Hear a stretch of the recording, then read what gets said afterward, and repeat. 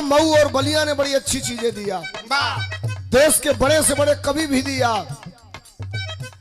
भोजपुरी की थोड़ी सी परिभाषा चेंज हुई है साहब।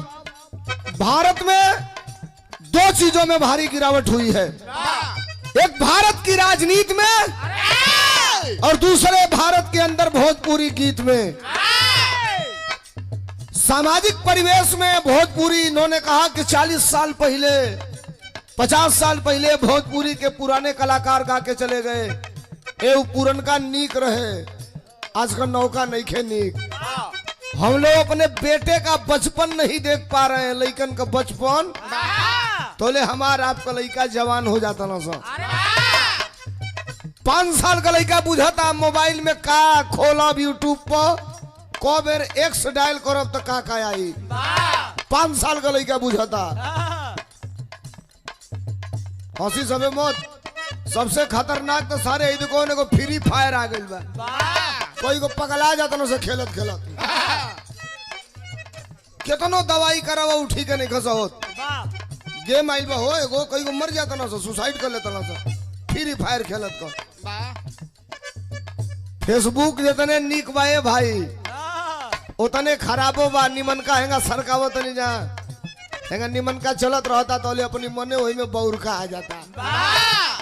ओके खोजे के नहीं पड़ता वही में सारे आ ऊ ई। ओ माय गॉड, मार डाला री। जो वर्कर के कंपनी के वर्कर हलो मास्टर गाना बजावत हलन। मोहब्बत में कबो कबो कोनो चीज खुलेआम मांगल जाला। लइका लइकी से कहत रहल, का कहलस, मार्केट का नई गीत हो का मास्टर,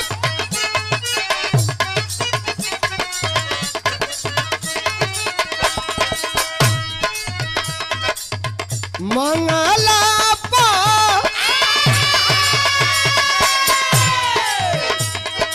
अरे मंगला पा चुमाए रनिया, मंगला पा चुमाए रनिया कनी का पेलू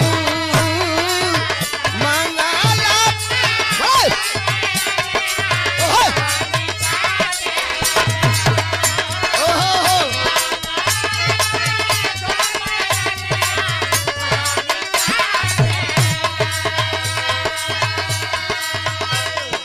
अरे ले तारू चुसुकी अगवा घुसुकी, ले तारू चुसुकी अगवा घुसुकी मुसुकी मारे लू, ले तारू चुसुकी।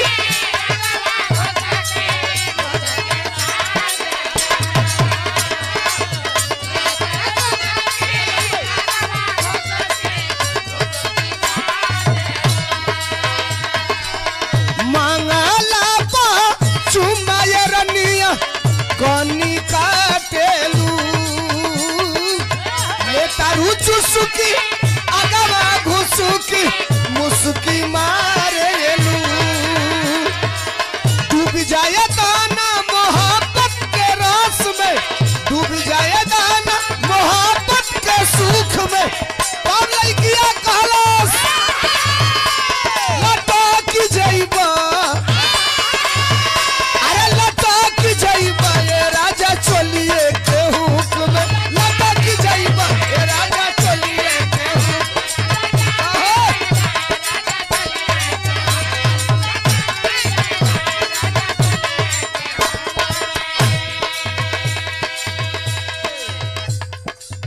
बड़ा परेशान करत लइका। अमित यादव बेरारू के बीच का काम बड़ा गड़बड़ होला। थोड़ा सा हारमोनियम बढ़ाइए अपने आप ऑटोमेटिक कम हो।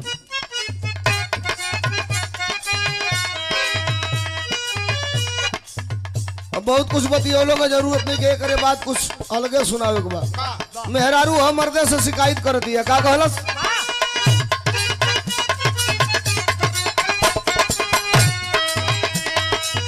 ए राजा पहिले नियन नहीं मानेला,